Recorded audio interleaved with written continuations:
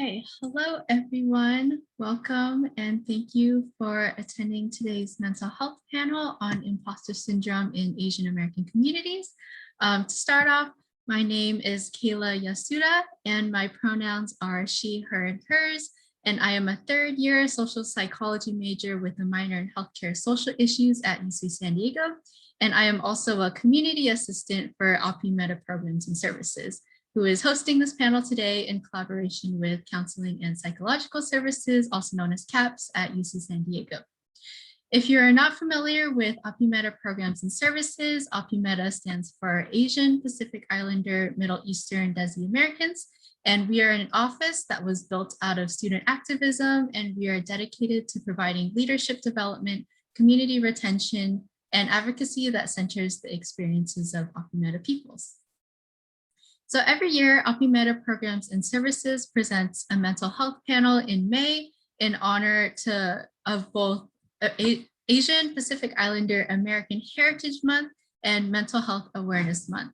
So this year's topic of discussion will be imposter syndrome, which is a topic that I personally chose because as a higher education college student, I definitely feel imposter syndrome in my academia, in my professional workspace, and even in my personal life. And I also recognize that imposter syndrome is something that almost everyone experiences to some degree. So I hope that this discussion today will help you all navigate through your own personal experiences.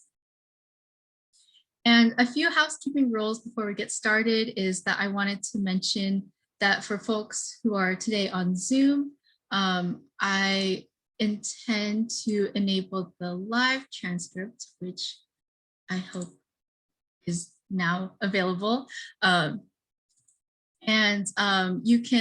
This is available by clicking on the CC button on your navigation bar in Zoom. And I also wanted to precaution everyone that this meeting is being recorded for folks who aren't able to make it today. And if you have your camera on or if you unmute during any time in the panel, then you may end up in our recording in the future. And lastly, the recording will be available and posted on our office's YouTube channel.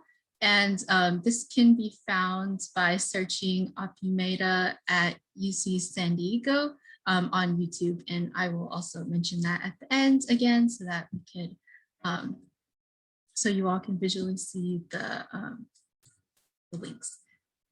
Okay, perfect. So moving on, I wanted to start off with saying a land acknowledgement to formally recognize that the UC San Diego University was built on the unceded territory of the Kumeyaay Nation. Our community members hold great respect for the lands and the original people where the campus is currently located. And we recognize that the Kumeyaay people continue to maintain their political sovereignty and cultural tradition in the San Diego community. So today's schedule will be as follows. We will begin with a brief introduction of our four panelists here today, and we will then move on to guided questions and discussion that have been prepared prior to today's panel. And we will conclude with an audience Q&A and a few wrap-up announcements. So our first panelist that I would love to introduce is Mizna Abbas. So Muzna, would you like to say a few words of introduction? Yeah, hi everyone. My name is Mizna Abbas. I am a UC San Diego alum, the class of 2016 from Warren College. During my time at UCSD, I used to be an RA. Definitely been missing that a lot lately, actually. Currently, though, I am a dual degree student at Georgetown University pursuing an MBA and the Master's in Foreign Service, where I concentrate in international development. I'll be graduating in just a few weeks here, so I'm very, very excited about that. And then I am also an author. I'm writing a book titled Letters to My Brown Mother, which is on mental health in the South Asian diaspora. Talks about the mental health and the immigrant experience and the stigma and how we can work towards dismantling that stigma. I'm a Pakistani American. My pronouns are she and her. originally from Southern California, but currently I'm in Washington, DC. Really great to be here. I'm really excited and looking forward to this conversation. Great, thank you for joining us today. Next, we have Franklin. So Frank, would you please introduce yourself? Hi, everyone. My name is Frank. Pronouns are he, him, his. I am currently a senior academic advisor and new student program specialist here at Sixth College. I am also a UC San Diego alum, class of 2012 from ERC. A few identities that I hold. I'm Taiwanese American, queer, first generation college student, and a son of immigrants. So I'm very excited to be here with you all and kind of have this conversation. I'm going to look forward to a fruitful discussion. Thank you, Frank. All right, our next panelist is Doreen Chu. So Doreen, would you like to introduce yourself? Yeah, hi everyone. Thanks for inviting me here to be on this really great panel. Thanks for everyone to being here today. My name is Doreen and I use she, her pronouns. I'm currently a PhD candidate in the sociology department here at UCSD. I was also a UCSD undergraduate here, also Warren College, and I majored in psychology. And after I graduated, I worked in Taiwan for a few years before doing my master's degree in Japan. So now I'm here at UCSD. I work with a group of undergrad research assistants. I also work at the Writing Hub as a writing grad consultant. I've also taught at Warren Writing for a couple of years. So it is really a great opportunity today for me to be here with you all in conversation and learn from everyone. So thank you so much. Thank you. And last but not least, our fourth panelist is Dr. Louis Limas, who also helped plan this year's mental health panel. So Louis, would you please introduce yourself? Hi, everyone. My name is Louis Limas. I'm a licensed psychologist on staff at UCSD Counseling and Psychological Services. I'm new to UCSD, but not new to the UC system. So I'm happy to be here. And I feel like I was always meant to be here at UCSD. So I'm happy and excited to be part of this panel. Thank you. Okay, so moving on, we will now go into our guided questions and discussions about imposter syndrome in Asian American communities. And so I will stop screen sharing for this segment in order for the panelists to just openly discuss. So the first question is for both Louis and Doreen. So could you explain what imposter syndrome is and how it affects mental health? Yeah, would you like to go first, Louis? Sure. Imposter syndrome to me is when we go into a certain venue, particularly within school or education, or transition into something else like grad school or a job, and we feel a sense of a lack of belonging, or we start to diminish this type of qualifications that we once knew we had, but suddenly feel like we don't have, and essentially feel like a lack of belonging and feeling isolated. That's kind of a general sense of how I view, but I'd love to hear more of what you got there. Yeah, thanks so much. And as a sort of grad student, researcher, academic, I do a lot of work on college students' experiences, how people in higher education feel about their own well-being overall, especially for students who self-identify as Asian American. And as someone who really tries to think critically about society and the institutions, I really hope people can think about how and why we have this concept called imposter syndrome. Like, if we consider that as a problem, what is the root cause? Like, is it your instructor, your peers, or your TA who make you feel like you're not good enough or that you don't belong? Well, if so, why do you think other people act this way? Is it because the institution brands some people as imposters to keep them out? Or is there some other reason going on? So I really find that it's important to think about imposter syndrome as potentially a consequence of the real social inequalities in our world. It's not a neutral concept. It's not a standalone individual problem that is inherent to like yourself as a person, but I really find that it's very deeply tied to all the biases or all the problems in our current society.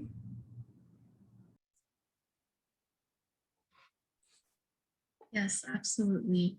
And maybe for Muzna or Frank, what are some challenges that Asian Americans specifically face with imposter syndrome? Do you want to go ahead first, Frank? All right. Yeah, so I do talk about this in the book a little bit. You know, as part of the immigrant experience is kind of creating this divide between us and them. And this is something I've seen in my own family. You know, we do this as immigrant Pakistanis, Asians, whatever, and the Americans do that. And so this is something that it makes it hard to assimilate because there's always this unspoken barrier, especially for that immigrant generation. Then the children of immigrants, you know, we do the work to break that barrier down, but it's often met with resistance, not only from our immigrant parents at home, but also from the broader society in general, kind of, you know, based off of what Doreen had just mentioned. And I think imposter syndrome comes in when we feel like we don't have that generational knowledge to make the system work for ourselves. I can give you an example. So my parents, they bought a house in the late 90s. And, you know, they looked for, was it a nice area and was it a good price? You know, that's all they really thought to consider. And they didn't really realize that school districts were a really important consideration when buying a house. And so when it was time for us to go to school, elementary school and high school, they realized that, oh, actually the neighborhood that we're in doesn't really have a great school district.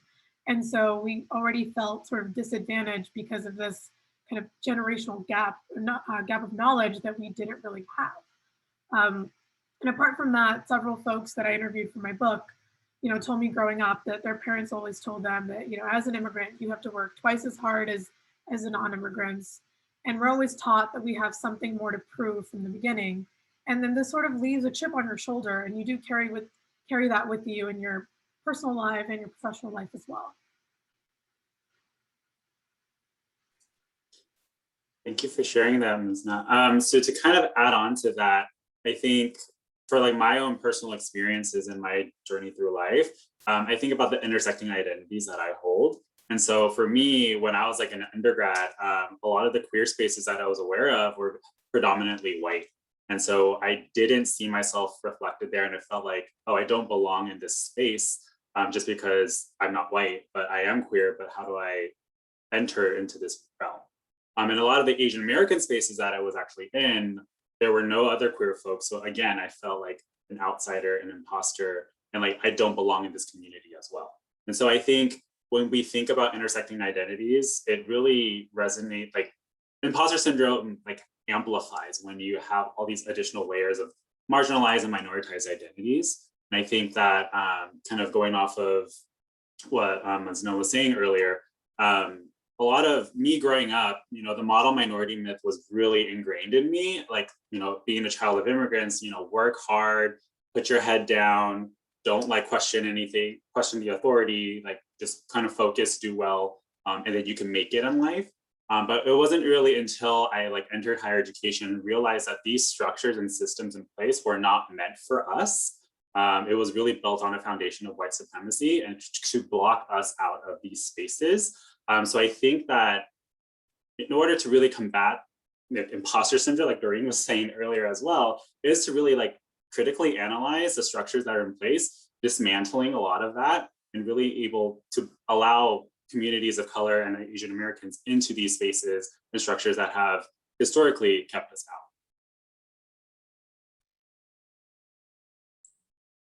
Yes, absolutely. And going off of that, Doreen, you study sociology. So would you be able to elaborate more on how the model minority myth exacerbates imposter syndrome? Yeah, definitely. So the model minority myth, I think why it is still so important today after emerging in public opinion in the 60s is that this is a stereotype that really impacts a lot of the minority groups in the US. And that's really because historically it was created to sort of drive a wedge between various minority groups, which ultimately benefits the structures of the groups in power, like what Frank said, we call white supremacy. And the model minority stereotype is really, in some ways, an impossible standard and sets people up for a lot of obstacles, right? Therefore, making people imposters in their own communities that they have a lot of active roles in. And so, as you can imagine, one problem of this stereotype is that it excludes people. And when people are unable to live up to some expectations, their struggles could be discounted.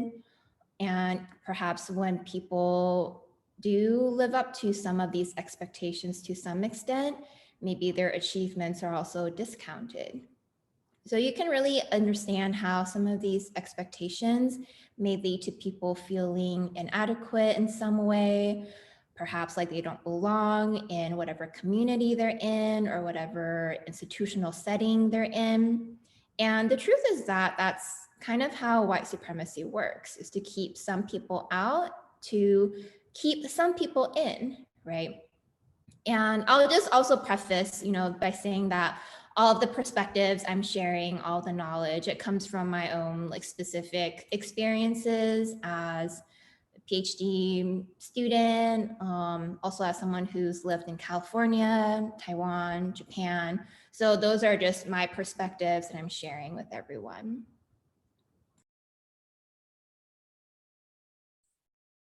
Yes, thank you for sharing. For Louis, as a counselor in higher education, you might interact with college students who are like first generation. So have you seen any first generation college students impacted by imposter syndrome? Yeah. And I identify as a first generation college student too. And one of the biggest things that I notice with first generation college students is that we haven't seen somebody who's done it before in our own circle, immediate circle with family or friends. And so if I don't have that vicarious experience of seeing somebody who is close knit, now, yes, we might have role models out in the community or we read about or we see on TV, but having that family structure of where you could maybe see somebody do it, it has a big impact. And family has a big impact, whether we like it or not, for better or for worse, is what I always say. And so there's a lot of power in seeing and being supported by seeing family members, siblings find success in going to school. And unfortunately, not all of us have that example. And so, I always like to share, like when I was in undergrad, and I was getting to that point where I was going to graduate, and I decided, what, I think I want to go to grad school. I thought I just submit a piece of paper and they say yes or no. And then I learned about like the acronym GRE, and I was like, oh my gosh, letters of recommendation. Who am I going to ask? These people don't know who I am. I got to learn algebra again. And so I was behind in all of that. And I think that's all due because I didn't have anybody to say like, oh yeah, grad school is like a whole nother thing. And so that is, I think, when I really realized, oh my gosh, I'm a first generation college student. It was in that moment that I realized that's what it means, like, or at least an element of what it means. And so now when I came into college, both as an undergrad and a grad student, having gone through both those processes now, I did feel like I'm kind of figuring this out on my own. And my mom was just so proud, and she's first in her family to immigrate from the Philippines. She was just so proud that I got to college. She was kind of hands off from there. She's like, I don't really know what to help you with after that because I'm just so proud that you got there. And she was just kind of like, I hope you can figure it out in the most loving way. And so I really had to figure it out. Simple things I think we take for granted for those of us who are not first generation college students, such as office hours. Like, oh, wow, I can go to your office. Oh, wait, I have to read the textbook. Wait, textbooks cost how much? Things like that. I think I realized like, I wish I had that important knowledge because it would have changed my experience. I would have had a little bit more structure, maybe done a little bit better. And so I think being a first generation college student now paired with the feeling of imposter syndrome, it kind of exacerbates the whole experience from both a practical level, right? Not knowing certain logistical things like how to pick your classes, what to pick, when to pick them. And then the cognitive things of feeling, am I a part of this university? How come my peers feel like they have it together and I don't? And then another last thing I'll share related to kind of that first generation imposter syndrome feeling is then, and unfortunately I see this now more than ever as working at the college counseling center, is we don't tell each other about our experience. And so everybody thinks that they got it all figured out, but really we're all just kind of like, oh my gosh, I don't really know what to do. And if I ask for help, if I ask my friend, my professor, then I'm going to exacerbate that imposter syndrome even more. And they're going to point me out of the crowd and say, you're not supposed to be here. And so we have to keep to ourselves. We don't tell anybody, and we just try to put our head down and figure it out. But as we all know, that is very isolating, and that only makes the issue worse. And it's important for organizations like this, APIMEDA, other organizations, to get together and say, let's just openly talk about what we're going through so that we can normalize the experience. We don't feel isolated. We can share tips. And suddenly this imposter syndrome starts to go away because guess what? Everyone feels similarly to me, and we don't have to do it alone. And I know that was my initial experience. I still see that experience today with college students. I hear the same reasons all the time of everyone's got their own problems. I don't want to burden somebody else. And so if everyone's thinking that, then no one's talking. And so let's try to be intentional and talk to each other, be accepting of each other's of where they're at, and support each other about their own college experience. And then we'll start to see imposter syndrome go down. But of course, there's still systemic issues, but at least on the individual level, we'll start to see some decrease in it. Absolutely. And definitely seeing everyone's reactions, I think a lot of people can relate to what was said. So along the similar lines, you know, as a college student who may not know how to navigate through their higher education experiences, Frank, as a staff member who advises undergraduate students, how do you see Asian American students impacted by imposter syndrome? Yeah, so what I see often a lot is actually kind of similar to what a lot of our first generation college students, I mean, and the intersecting identities that come with it, is that they're used to being like the top of their classes, right? And so in high school, or at their community colleges, and they got into UC San Diego because they were the top of their class. But now they're entering a system and a university that everyone else is also the top of their class. And so a lot of times our students, suddenly their grades start slipping. They got straight A's. I didn't have to study in high school, and I got A's on all my exams. Suddenly the workload is so much heavier. There's different different expectations out of students, and depending on where they're coming from, those expectations may not have been set for them previously. And so then they start encountering some challenges, and then slowly they start feeling like, oh, maybe this isn't the place for me because I can't achieve, the A or the B grades that I used to get when I didn't have to study. And so I think a lot of our students that I've been meeting with, students who entered as first year, I think they struggle with that initial transition from high school to UC San Diego, and then feel like they don't belong because they are no longer achieving that. And then I especially see this with our Asian American transfer students because there is kind of a stigma, at least me personally, what I experienced going through my undergrad career is that there was like a negative connotation for being a transfer student, especially if you're Asian American. And so that oh, you didn't quote unquote work hard enough in high school, so you had to then go this other route and you're not as good as us mentality. And so I feel like a lot of the Asian American transfer students that I work with, they buy into that negative self-talk, and then they themselves start believing it and feel like they are not as deserving of being. And so I think working with them, I always have to remind them, you got in here for a reason. You're well qualified to be here. Let's provide you with the resources to help you succeed. Because depending on your backgrounds, you may not have been as prepared as some of your counterparts. And that's a whole systemic issue, especially with high schools and community colleges and funding and all of those things. I think that I continue to validate kind of what they're experiencing, because what they feel is truly, it's truth, and it's the truth to them. And how can we then best help them succeed and help them navigate this institution where there's already, like I mentioned earlier, there's so many barriers in place to prevent students from potentially succeeding, and who, especially first generation college students and Asian American students who, a lot of times don't know who to ask for help. And they just kind of, like Louis said, keep their heads down and just like, don't talk to anyone about it.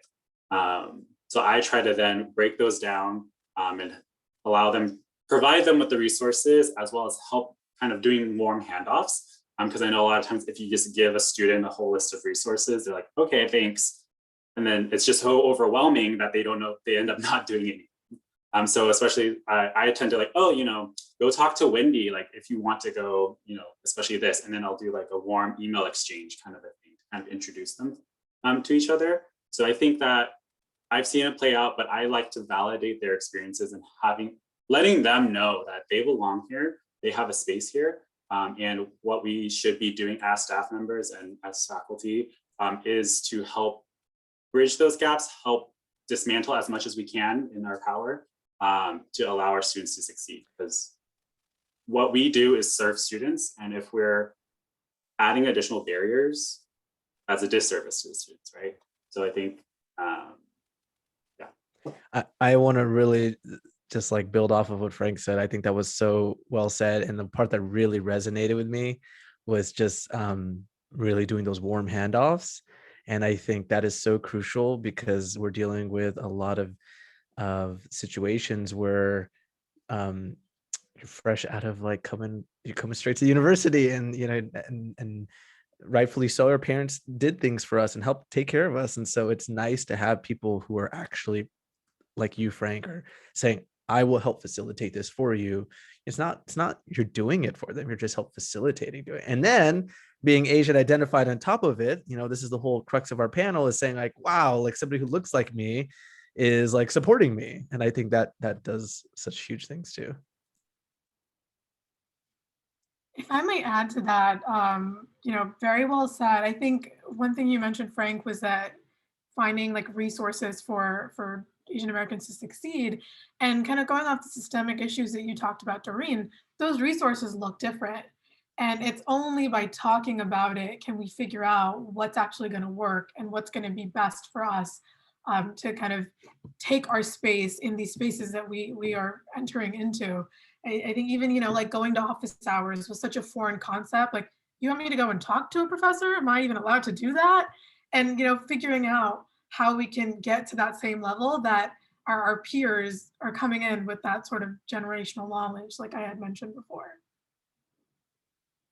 Yeah, and if I can, jump in very quickly, I'll say that this is really how the inequalities in our education system continue, right? Because, for example, me, I went to a prep school, private prep school, high school. We had office hours in high school. I was the kind of person who went to office hours because I wasn't satisfied with getting a B in my class. Okay, I went to office hours with my teachers. I was a kind of undergrad at UCSD who emailed drafts of my essays to my professors to be like, oh, I finished my essay early. I really want to see what you think. Do you think you would be able to give me some feedback? I have email evidence of this, and I was that kind of undergrad. I went to office hours. I did all these things because I knew. And so it's like, for people like me, this kind of knowledge is really familiar, and these behaviors are really natural. Like, I didn't think I was not supposed to talk to my professors. I thought it was great for me to make appointments with them, in fact. And so it's like, it's really important that we encourage all students to see these kinds of services or resources at school as things that you can really take advantage of to support yourself, really. Oh, I want to say one more thing to that, Doreen, that you mentioned that made me think of something else that I tell people to feel a little bit, to try to have a shift of perspective to help with empowerment. Because by the way, I love that you were that kind of student. I love that because that's what I want for the students who are trying to find the courage to build that up. Is I try to tell people to shift their mind and to help with the imposter syndrome is like, look, you deserve to be here. And not only do you deserve to be here, you're like paying for a service. You paid thousands of dollars to be here. So dang it, you need to ask these professors to answer your questions. You need to go to the office hours because you have paid them to do that. You need to expect them to lecture well. You need to hold them accountable to making sure that you understand these concepts. So because you paid for this service, that's why you're here. So not only is it like, you should feel privileged to be at UCSD and be grateful for that, but not only that, like people here are working for you. I'm here, I'm working for you. You know, you've already paid it. So use these things and you should expect things from your professors. So please do that.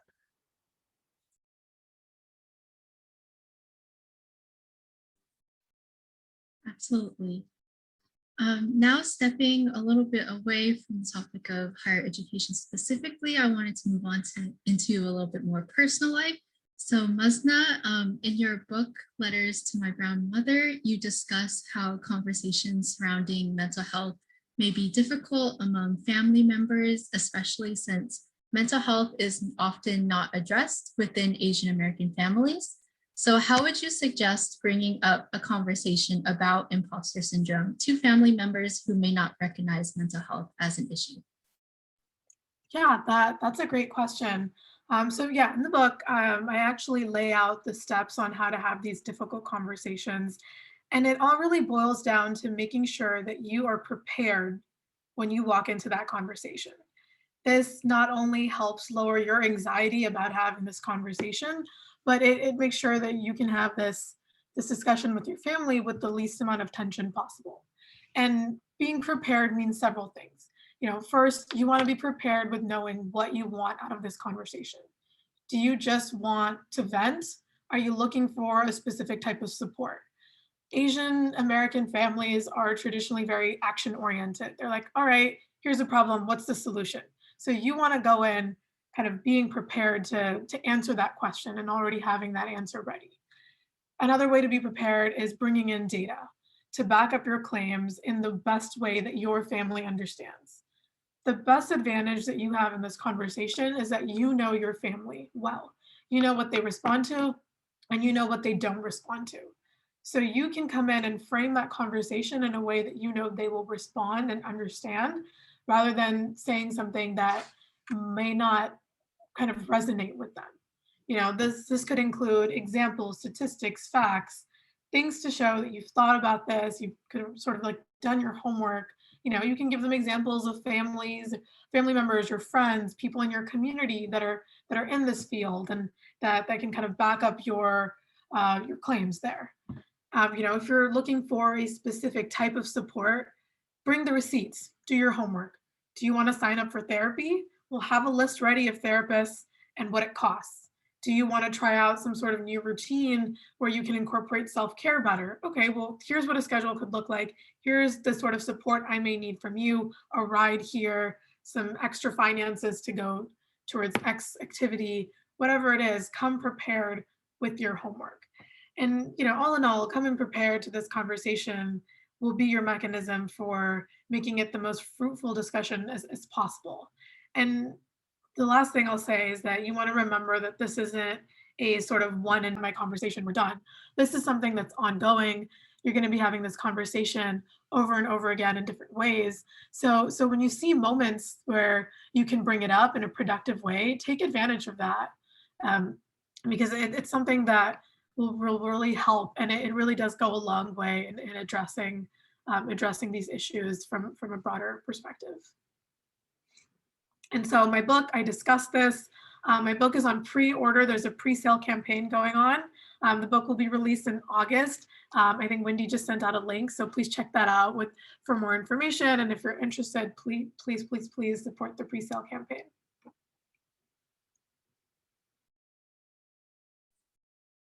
Thank you. And this next question is for anyone who would like to jump in. So in the context of Asian and Asian American folks who are immigrants or children of immigrants, how might imposter syndrome play a role in their adjustment to American culture and society?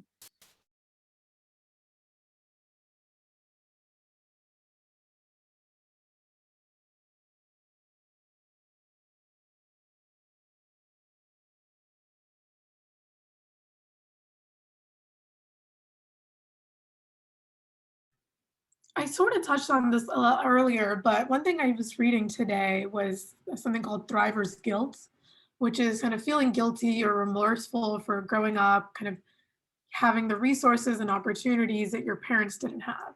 So I think imposter syndrome does show up in that context where you feel like, you know, kind of as Louis and Frank had mentioned earlier, you're the first one to navigate this new environment.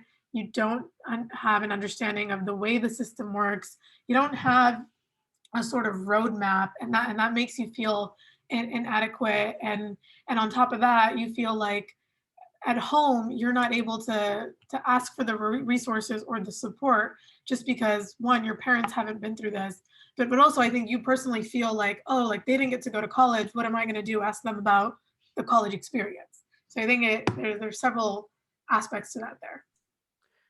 One that I hear a lot is the feeling that who am I? It's an invalidation of your experience. So because my parents were, you know, it's building off what Muzna said, and is if my parents had to go through what they had to go through in their process of being immigrants, who am I to complain about anything? And so it's a complete invalidation of any and every experience. So if you have some sort of interpersonal issue with a friend or roommate issue, or you know, you don't get the classes you want, suddenly those aren't real issues. And so you have problems with invalidating yourself because you are always trying to live up to any sort of struggle that your family, grandparents, extended family, generational family had to go through for you to have the opportunity you had today. And so it's like a constant pressure. And so I think trying to find within that, and it's not a pushing away of family values, but it's an incorporation of how do I value those things that and I put honor to those things that my family and my family before my relatives before that have put in, so I can get to our mat. But also my problems are real too, and by just diminishing those, it's only going to make me more stressed and lift up and exacerbate that imposter syndrome. So finding that peace and acknowledgement of both can be true, and that's okay. Kind of echoing what Louis just said, I think something I've noticed as well with just my own experiences and my own family is that, kind of like Louis said, it's just like my parents like worked so hard to get here from Taiwan, immigrated over here, and then they worked hard. You know, when they first immigrated, they were living in someone's basement, right? And so like low income family, you know, we kind of moved our ways up.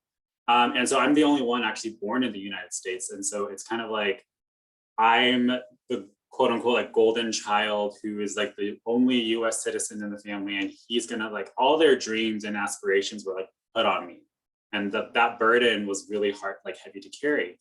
And so when I then like during my second year at UC San Diego, I had some really significant family challenges. So like my aunt and my grandmother passed away within a month of each other. And so I was just, you know, I didn't want to go to CAPS because of the stigma, you know, I had of mental health at the time.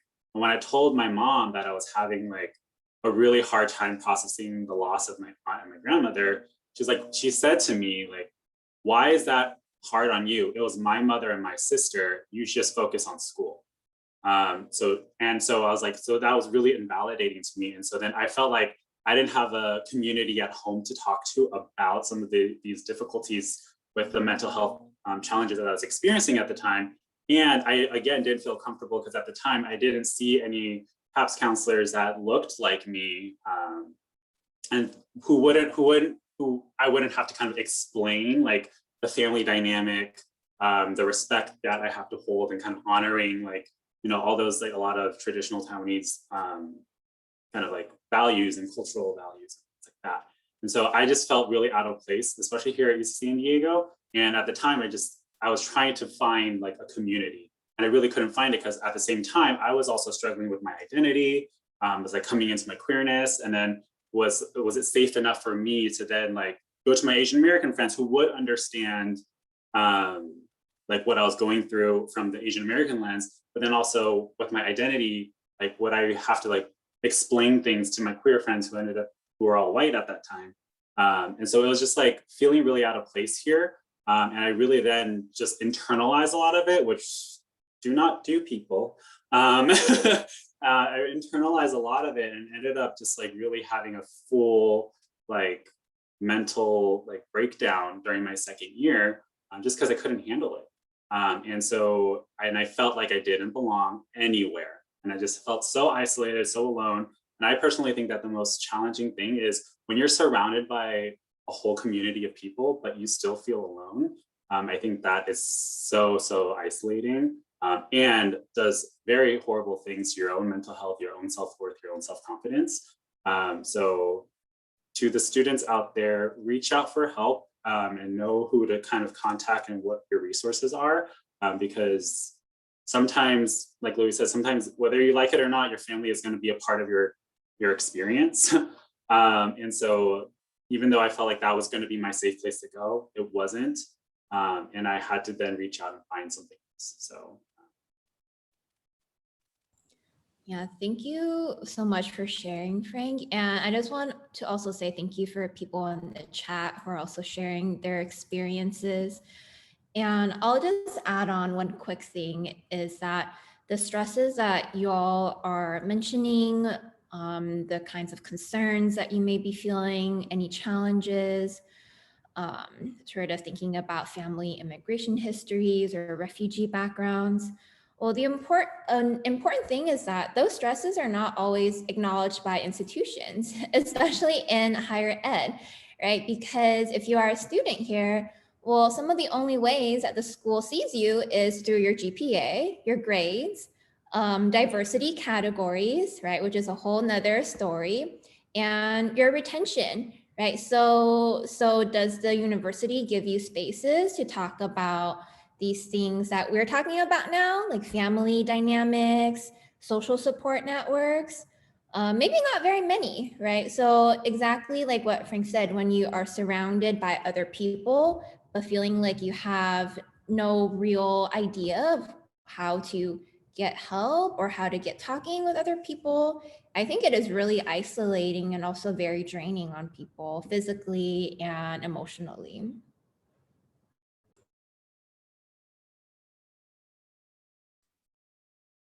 Thank you all for sharing. So the next few questions are centered around all of you panelists, because I know there was a lot of interest of hearing about your personal experiences. So firstly, Muzna and Doreen, as current graduate students, in what ways have you felt imposter syndrome in graduate school? Muzna, do you want to go first? I feel like maybe if you hear me go first, you will feel too jaded about academia. No, go ahead. Let's hear it.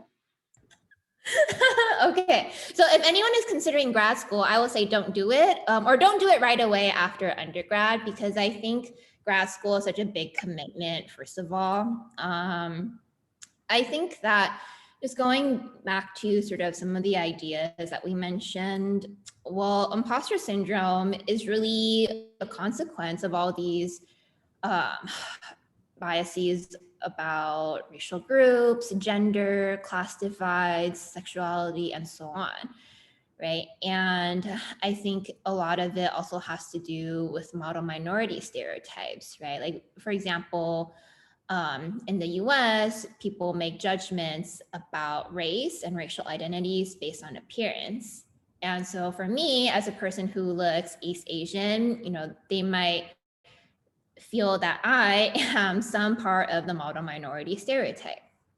And I think I feel imposter syndrome personally, whenever I'm the only woman of color in a room full of people. I feel it really personally as the only Asian woman in a group full of other people of color. I feel it when people constantly ask me to do revisions work for them, or ask me to do various types of things that my peers are not asked to do.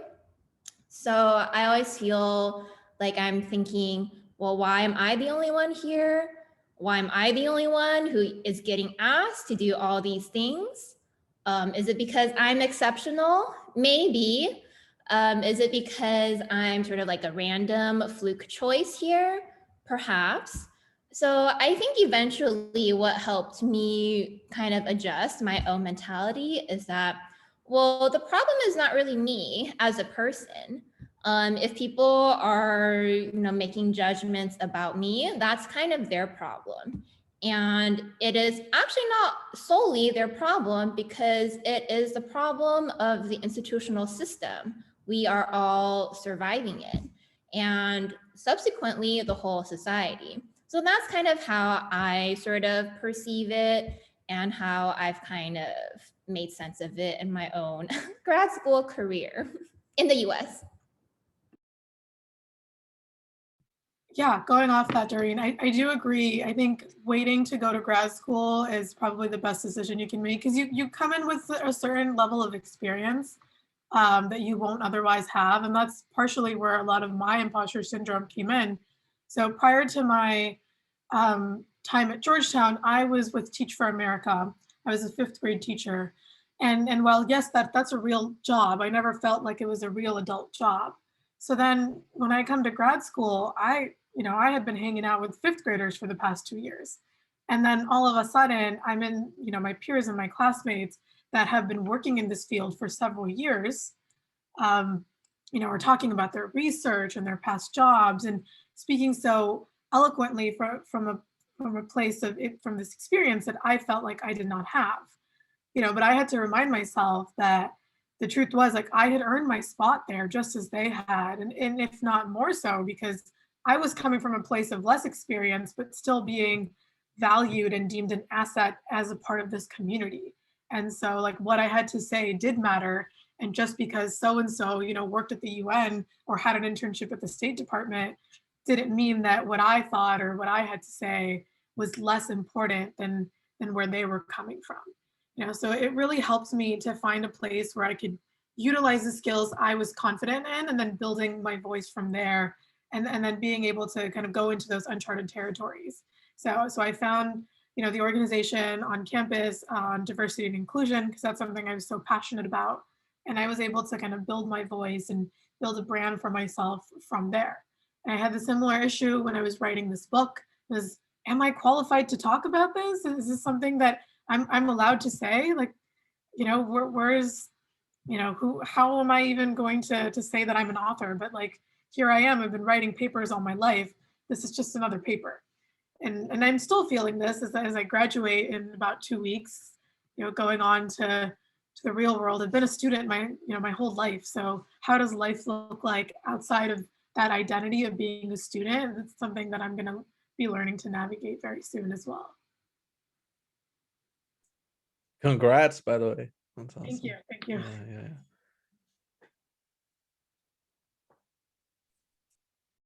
Absolutely. So the next question is for Louis and Frank.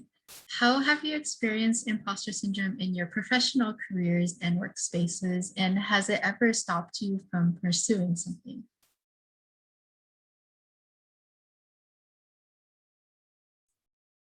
I definitely have. So kind of twofold. So to answer the first part of the question, yes. When I first started at UC San Diego, I was the only person of color on the team. I was the only male on the team, only queer person on the team, and only person of color on the team. So it did feel a little isolating because I couldn't find like my community folks that I feel like I could trust and talk about if I was going through experiences.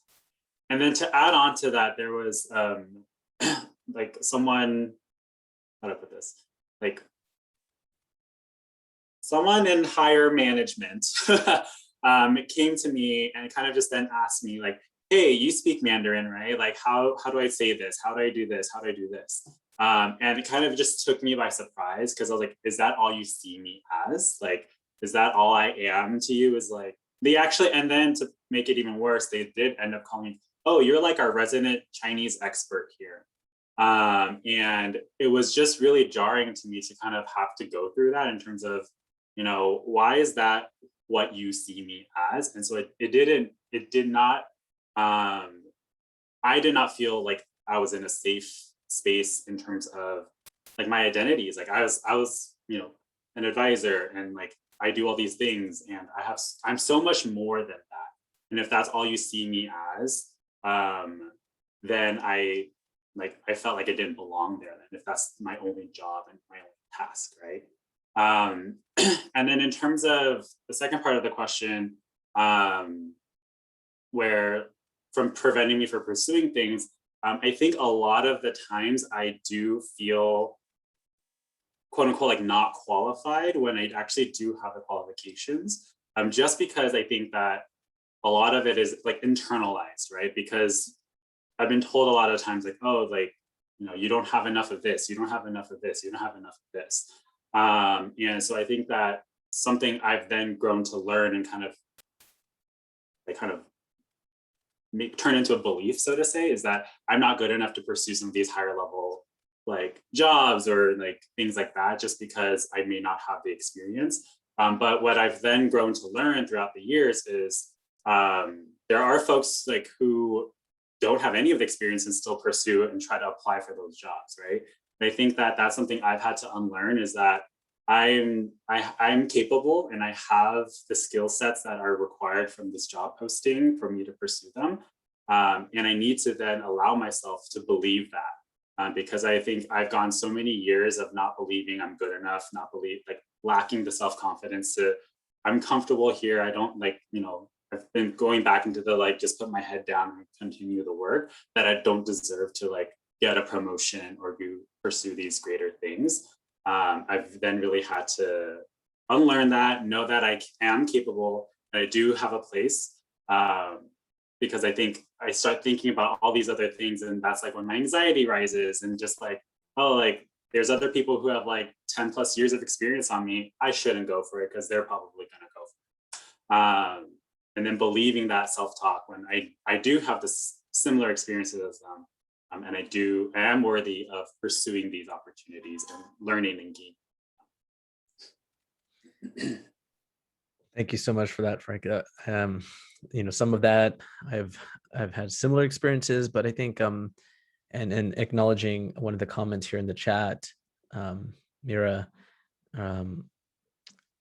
it kind of made me actually reflect on myself. I was like, oh my gosh, that's part of like a little bit of how my imposter syndrome has showed up in both like my graduate school journey and professional journey of feeling, and I'm acknowledging the comment, but I didn't read it out loud, but it's touching on having multiple identities, growing up mixed, being a woman in male dominated spaces. Not all of that explicitly I connect with, that's part of her story, but for me, it's about being biracial, and growing up primarily with my mom, because my parents divorced when they were young. So I strongly identify as Filipino, but growing up and feeling at times in my profession that I'm not either of those aspects of my identity enough within those own communities.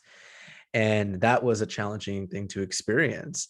And so it made me feel like an imposter in the sense that I could not represent a certain community. I could not participate within the nature of my position in things like this because I'm not Asian enough, or in the times where I've done Latinx outreaches, I'm not Latin enough, identifying enough.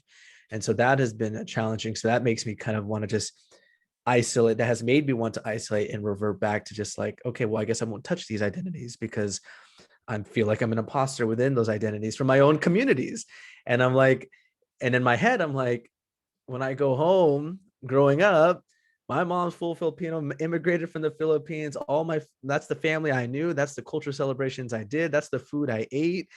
But it was so disheartening to feel at times in my career, because of the outreach that I do and interacting with the student population, that I felt that way. So on the flip side of it, it's just kind of owning that was part of my journey and not letting it hold back, and then understanding that on top of the ethnic identity aspect of it and having a sense of belonging through that, it's about the cultural appreciation. It's about the, like we say in the Latinx community, like personalismo, so feeling like we are trying to understand each other, and meet each other where we're at, through mutual respect and understanding the emotions. And so being part of community, as opposed to feeling like I just don't fit in because of being of a biracial background. So oh, and I see you too, Avon, having a similar story as mine too. So yeah, that's kind of been how it's showed up for me in like my career and educational background. And it's been a journey, and I think that's still part of my story. So still trying to navigate that every now and then. It comes up every now and then, but I try to just validate myself and allow myself to acknowledge that is my experience. No one can take that away from me. I do identify as those backgrounds, and being in community really helps. Yeah, I wonder if I can just jump in really quick here. Thank you, Louis, and thank you, Mira and Evan, for sharing your experiences. I really think that in my own research recently, we've been really interested in looking at mixed race and multi-ethnic identities within Asian American communities. And I will say that I think, if you all are students or if you all are in this university setting, then, the university is not doing much to acknowledge these different identities, right? In the diversity statistics, there are very little representation of mixed race or multi-ethnic Asian students. And I think that for a lot of communities out there, maybe even in certain Asian or Asian American groups, there may be some gatekeeping going on that makes people feel like, oh, I can't be in these spaces because X, Y, and Z make me feel like I am not, enough, or I am not really belonging here. I am not the right person to be interacting with other people. So yeah, I think it is continuous work for all of us to think more deeply about what do we mean when we want to be inclusive to everyone.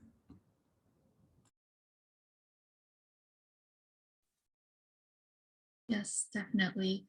And along the similar lines, this question from an audience member is a good segue into our last few questions. So for you all, what are some recommended strategies to break the pattern of falling into imposter syndrome?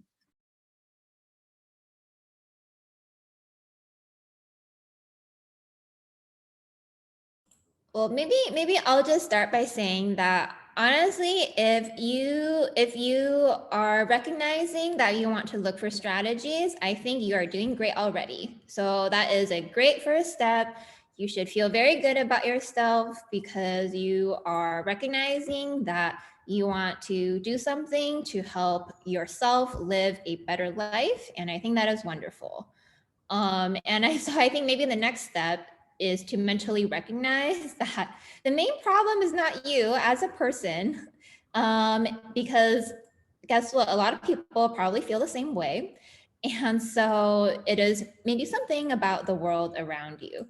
And of course, this is your life. So you are the one living it and you're the one navigating this world, but you don't do it alone, right? You have hopefully known other people in classes or in other spaces. You have peers or instructors or TAs, wonderful staff members like Frank or Louis here, who can all really be a great source of information and help. And so I would just really encourage you to think that you are not alone, and it's great that you are thinking about strategies already. I'll add one of the things I kind of go hard on when I talk to students who are dealing with imposter syndrome is to remind ourselves that imposter syndrome is a perception, and then to ground ourselves in the objective evidence-based truths. So it's very, I know it's very clinical language here, but, and what I mean by that is, okay, so let's go through, and this is literally what I'll do with somebody.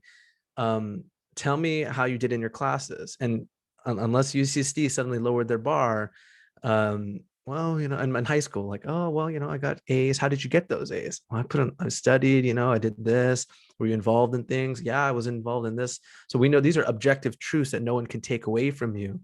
And then you applied, right? And so you did the application yourself. Yeah, I applied myself. Okay. What's your GPA now? Like, okay, yeah, you know, it's decent. Okay. And tell me about your grades last quarter, right? And so reminding yourself of the objective truths that demonstrate you are literally not an imposter, right? Because you have the skills, you have the things that made you qualified to attend UCSD, and the perception of imposter syndrome wants you to believe that those things are not true or they're mistakes, and we discount them or we even forget about them. So I think the mental exercise of just like, whether it's a mantra for yourself, of just to say, I deserve to be here. How do I know? It's because, you know, I worked hard in high school. UCSD doesn't make mistakes. I haven't heard a news story of people said like 10% of the accepted class are now being rejected because UCSD. That's never happened. I did, you know, if you're somebody who's been here a little bit longer already, well, I've been getting good grades in these past quarters. Maybe you look to feedback from your professors and peers. So look at the things that show objectively, like, okay, I actually am doing well, because we tend to be our harshest critic. We tend to be our harshest critic. I think just to kind of add on to all of that, what both Louis and Doreen just mentioned is, I feel like, yes, like recognizing, like, if you are asking for strategies to combat this, then yes, that's the first step. And the second thing I personally kind of gravitate towards is, why do I have to justify my existence in this space? I deserve to be here, and I shouldn't have to explain to people, you know, I deserve to be here because, no, that's it, you deserve to be here. And so I think that's a hard mindset to shift into. I mean, it took me years to really start believing in that as well. That, you know, I belong in Asian American spaces, I belong in queer spaces, just because for so long I've dealt with this imposter syndrome too. And that, so, you know, it's kind of a tangent, but I'm part of Queer APIMEDA coalition out of San Diego Pride, and we're currently going through a We Are Enough campaign. So explaining that we are enough, we deserve to be here, and that we aren't the model minority, we aren't the perpetual foreigners, we are, you know, APIMEDA. So I think that that's another way to kind of remind yourself, is that, like Doreen said, it's the systems in place, it's the structures that are in place that are preventing us from believing that we belong to these spaces and that we have the right to exist in these spaces. So I definitely like to kind of fight that. With saying that, you know, I deserve to be here, and I don't have to explain to anybody why I should be here. And I'll just add, kind of going off what Frank said, I think one thing that's been really helpful for me is having a community that I can rely on to support me and to build me up when I'm especially feeling this imposter syndrome of, am I good enough for this? Can I do this? It's, you know, this community of your peers and your friends and your family that reminds you of everything that you have accomplished, kind of like the exercise that Louis was talking about, but also like support you when you're trying to do something that you might perceive as difficult or out of your wheelhouse. You know, even with this book work that I'm doing, I've had friends be like, oh, Mizna, you're a dual degree student and you're writing a book, like that must be really hard. And it was just helpful to even have that acknowledge, like, yeah, like I am doing these things. This isn't something that, you know, you get in your head and you're always trying to achieve the next thing and do the next thing, and you forget what you've already accomplished, and that it's okay to take a step back and celebrate that and live with that and be in that. So I think that really helps build my confidence, is having a community that is there to support me, and then that I can do the same for them when they need that. So definitely really important to have organizations like APIMEDA, which wasn't around when I was a student, but it's a great space, it seems like, to get that support and build that community.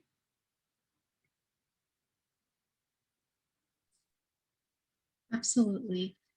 And thank you for mentioning all of those resources and everything that people can use.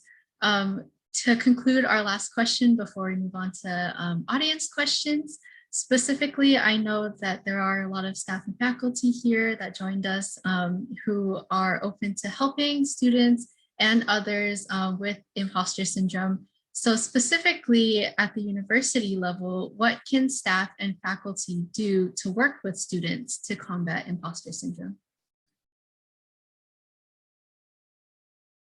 Be out in outreach spaces like this one we're doing right now. So I think many of us have echoed it already, and I know that's hard because we want to stay in our offices. We got to get out of our offices. And so people can see other staff, students can see other staff that look like them, who are advocating for them, but also are demonstrating by being in a position as a staff that you can also do this if that's like your journey or grad school or whatever. I think that goes a long way.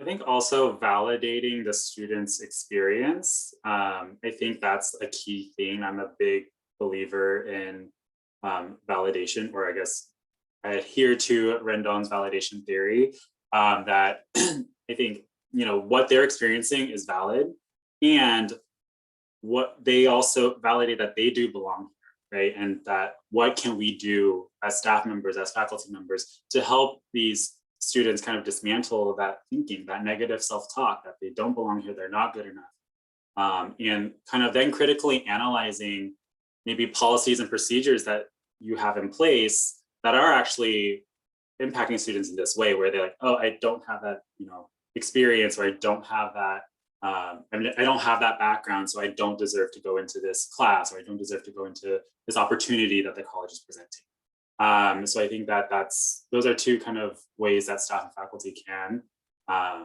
help students. And also I think a third one that I would, definitely recommend is, like Louis said, showing up to things, showing up to spaces, student events, things like that, to know that there are people out there that are invested in their success. A lot of times, especially coming from academic advising, a lot of academic advisors are seen as these like scary people who only talk to you when you're doing poorly in your classes. But we're not, and we really want to, help you. We're invested in your success. But like Louis said, sometimes it's like, oh, I just want to stay in my office. I don't, this isn't me time potentially, but also knowing that your appearance sometimes and like you being present in some of these student spaces can really help students break down that barrier as well, and help dismantle these structures that have already been in place for many, many years.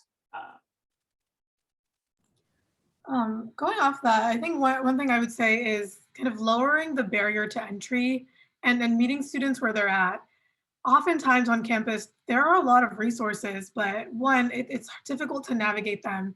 You don't know which office to go find this certain thing. And also it's difficult to know what resource you need.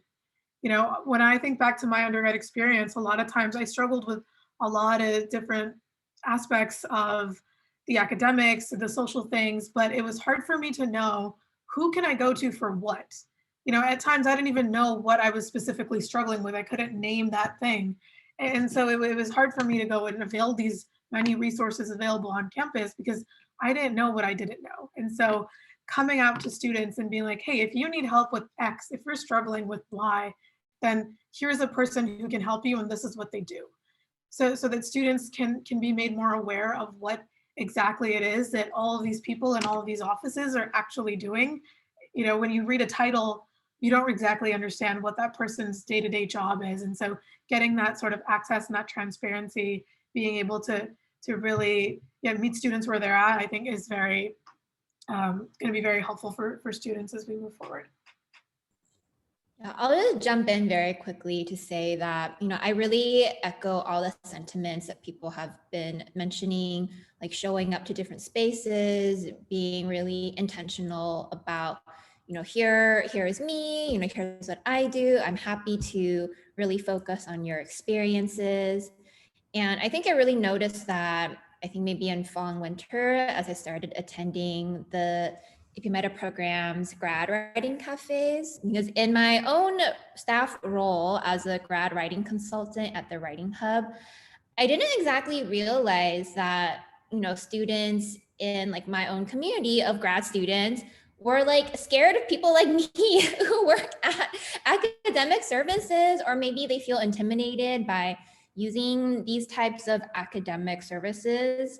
And so I realized that just by chatting with people there, getting to know others, that I can really help learn more about their own perspectives. And that helps me in my own practices of just being like actively anti-racist in the institution, just actively recognizing that, as people have mentioned, we are in this university that historically was built for white men, right? So I think it really helps me, and it helps me better serve students. So I really just want to say that, again, if you are thinking about, talking with academic advisors, staff, faculty, it is okay to just say hello without having real ideas of what you want to talk about, because chances are they have real ideas of what to talk about. So don't worry.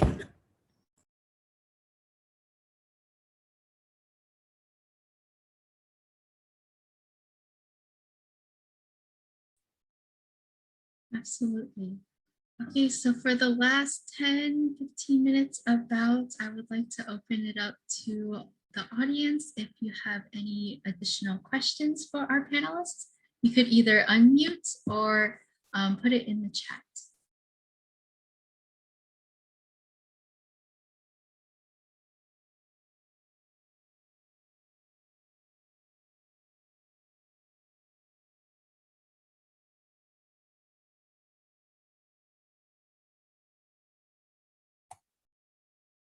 We had a question that had been submitted in advance.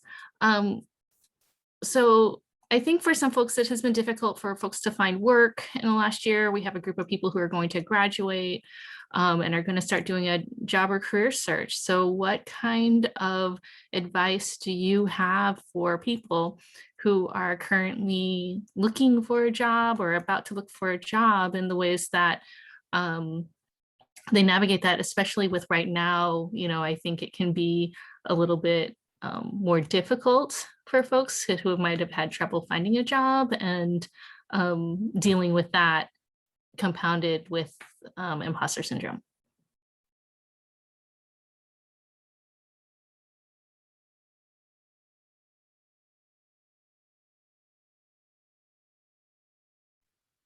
As someone who has recently just finished my job search in a pandemic, I definitely understand how difficult and like taxing it is.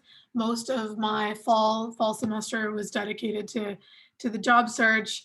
A few things I think that are really important is networking. And I know everybody throws this buzzword around, but honestly, before grad school, I didn't realize the value and the power of networking. And you don't have to, go in and schmooze people. Really just make that connection, get to know them and get to know what they're doing, because that might spawn an interest in your head about what you may see yourself doing. So reach out to folks. What I've noticed is that alum are always very willing to help other alums. So reach out to alums, and if you see someone doing something that looks even remotely interesting, find a time to chat with them about what they're doing, how they got there, and maybe they may be able to kind of point you to a resource or point you to another person that may have that job. The second thing was, and this was hard for me to kind of come to terms with myself, was the ideal job that you maybe thought that you would have out of undergrad, that may not exist anymore, and that may not be the right job for you right now in this moment. So be okay with looking elsewhere in a different thing that you maybe didn't imagine yourself working at. So really broaden some of your horizons and reach out to people, talk to people, anything that seems remotely interesting, because that's how I found my job. When I started my MBA portion of my degree program, I had written off consulting. I was like, I am not going to be a consultant. That's not for me. And I will be a consultant post-grad. And it really happened because I was willing to talk to folks about the day-to-day. And I was like, oh, you know what? This actually is very interesting. And it does align with my goals. And it's something that I can do temporarily, at least for a few years, see if I like it or not. And if I don't, I always have the option to do something different. So don't box yourself into something that, was an idealized kind of idea that you had before you started undergrad, or even throughout the process, especially because things have changed so much because of COVID? Yeah, I really agree. Oh, sorry, go ahead, go ahead. Oh yeah, I was just gonna say, yeah, I completely agree. I think networking is a huge one. I'll also add, if you are currently still a student, like registered student, please go talk to the Career Center. Please talk to folks at the Writing Hub. Once you graduate, you do not have access to these wonderful people who exist to serve you. So I really, really recommend you take advantage, and thank you to everyone at the Career Center. I really and I really respect all the work that you all do. So yes, while you're a student, please take advantage of these services that you already pay for, and because you're not going to get access to these people after you graduate. And I'll also say that a big part of it is going to do some like informational interviewing, just talking with people about what their jobs are like, get to know folks who can help you find some clarity.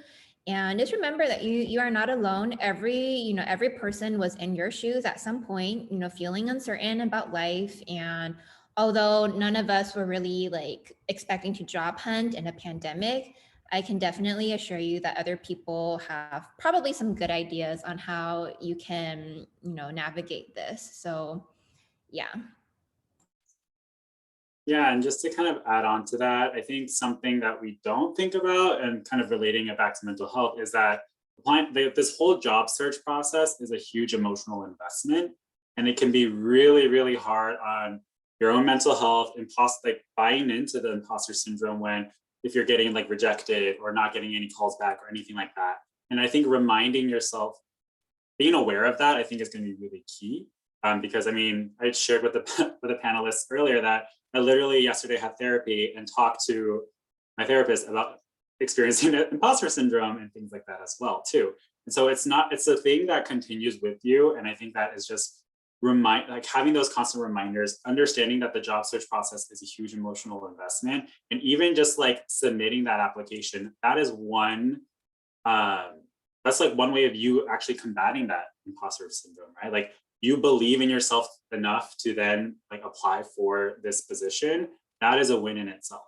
And I think not recognizing that emotional burden that you are putting in that process is going to be, it's going to catch up to you later and then you're going to, have more challenges then.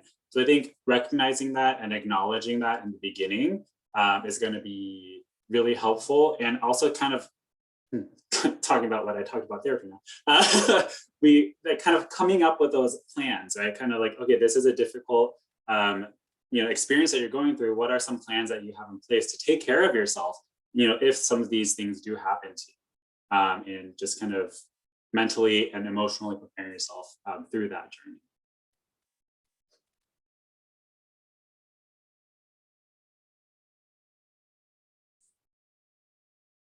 Yes, there was a question in the chat earlier. Someone asked, how do you cope with burnout while in the academic space? And follow-up question, how can we create more opportunities for community care? Study parties, got to have a study party, especially during midterms and finals. That's like from both personal experience and practical experience. I feel like that's what gets me out of my space, literally my physical space, when we're able to come back to spaces. But outdoors is on the table, from what I heard. The CDC said that, not me. And the more we can do that, I think that is where people start to vicariously like really learn from each other and motivate each other. So study, I know that there are various student organizations that will do that as part of like one of their social like engagement type things. I haven't been with APIMEDA long enough to know if that's something that we've done in the past, but any sort of club organization, everyone knows everyone's studying for midterms and finals. So why don't we do it as a club or an organization? And so some organizations will literally reserve a room on campus. And for like one day, it's not something crazy, but like one day during the week before finals, something like that, where it's just going to be a study party. Bring some snacks, but the goal is not necessarily to socialize, but to just study. And I think that is really an effective way to deal with burnout, because you're around people who are dealing with the same stuff, so you don't feel alone, and you can de-stress with people too. And it's motivating to be around other people who are also studying. I think also advocating for yourself. I think something I've had to learn is that self-care isn't selfish. And so that if you do need a break and you do need, like, if you are starting to feel burnt out, recognize that and then take the breaks that you need. If you're a student and you're like realizing that you're kind of starting to get burnt out from like in school or things like that as well, communicate with your professors. Like we've been, saying this whole panel is like, you deserve to have access to these resources. You've already paid into it. So professors need to like kind of talk to the professors about what you need. And so communicating with them is going to be really key, and reaching out to resources, I think, is another thing as well. If you don't know where to go, ask somebody that you trust, right? Somebody that that can help you. Going back to your community is going to be really key too. So I think that's kind of something I continue to learn, is advocating for yourself. And I think that it's okay. So like, for example, even if you're a staff professional or like you're a grad student, things like that, speaking like candidly, openly with your supervisors and things like that, to know when I cannot function, like I can't focus right now, I need to take a mental health day. I personally, like even throughout this pandemic, I haven't done that many, just because I keep thinking to myself, I'm working from home. If I take a day off, like my computer's right there, I could technically still continue to work, right? And I've had to kind of unlearn that from myself, is that it's, even though that we're working from home, we're still working, right? And then like this quote unquote like return to work plan, we're not returning to work, we're returning to a physical space. We've been working this whole pandemic, right? And so I think that's another way to kind of unlearn certain things, and kind of how language really does matter when you're speaking about these things. Yeah, advocate for yourself. I just want to say, that echoes with me, Frank, with the whole, oh, I could still work, right? I'm at home. It's like, no, you gotta give yourself that time. I definitely feel that so much. Especially as a student, when you don't have this traditional 9 to 5, like this is my work hours, this is my non-work hours. I always equate being a student to being like an owner of your own small business. You are your boss, but you're also your own client. And so there's a lot of like, if you're doing anything other than your schoolwork, you're technically like, you're missing out, and it does contribute to burnout. So one thing that's really helped me is unplugging and being like, this is my time to not do this schoolwork. And really just physically shutting down your laptop, putting, not checking your email for that certain dedicated amount of time, and making sure that when you are practicing self-care and actually taking a step back and relaxing, you're actually doing that. And you're not just doing it by name and saying you're doing it, but you're still the whole time checking your email, worried about this, still, texting people for this group or that group, whatever it is. Because I find myself doing that a lot too. And I think creating space, especially in your home, wherever you are, in your dorm room, where you can put some of this stuff away. We're like, all right, I'm going to put my textbooks away in this cupboard, in this drawer, so they're not out there looking at me constantly, reminding me that I have 17 deadlines coming up. And it really does help you make that space to recover. And then you're stronger, and you're feeling more motivated and better when you have to jump back in and be back on the grind. Yeah, I agree completely. I think if there is ever, a time to take care of your health, now is the time to take care of your health, so that you are not working so much that you are putting your own health at risk, or that you are not enjoying your life. Okay, now is the time to really take care of your own health. So I just want to emphasize that. And, I think as a student, you will look back on your student years in the distant future and be like, wow, that was a weird time. But when you look back on your student years, you will realize that maybe you regret some things, but maybe you will not regret other things. So it is okay to relax. You are probably more at risk at overworking yourself than underworking. So it's okay to take a break.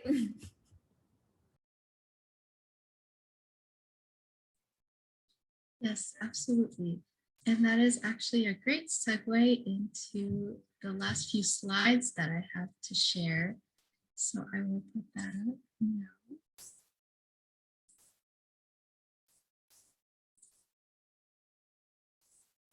While you're doing that, I'd like to just make one final plug for my book. The pre-sale campaign ends in about 3 days. So if you're at all interested, please check out the link. And if you have any questions, I'd be happy to answer those as well. I can drop my email in the chat.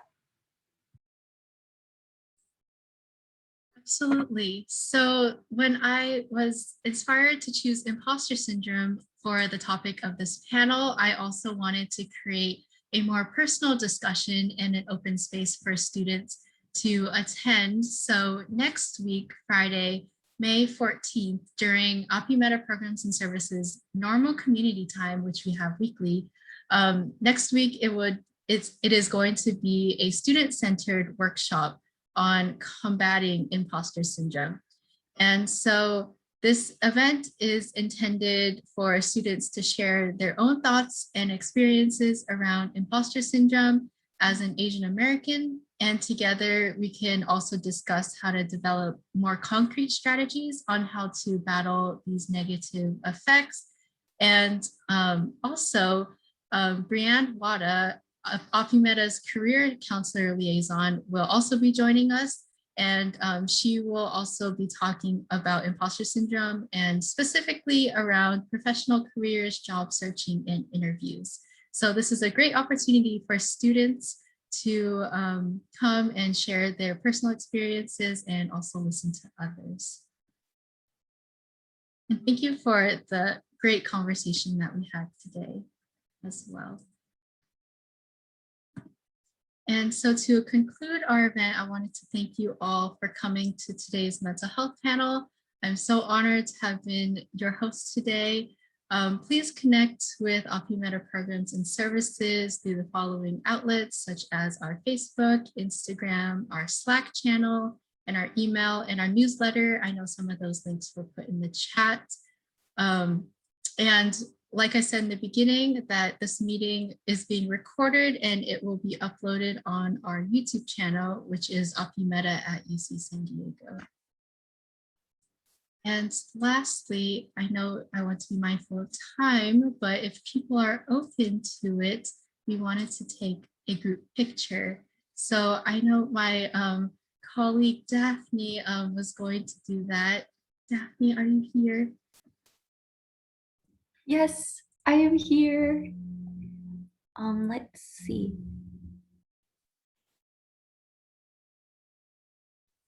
Yes, thank you all for coming. And this officially concludes this year's mental health panel. I wish you all a great afternoon and a great weekend as well. Thank you all. Yeah, thanks everyone.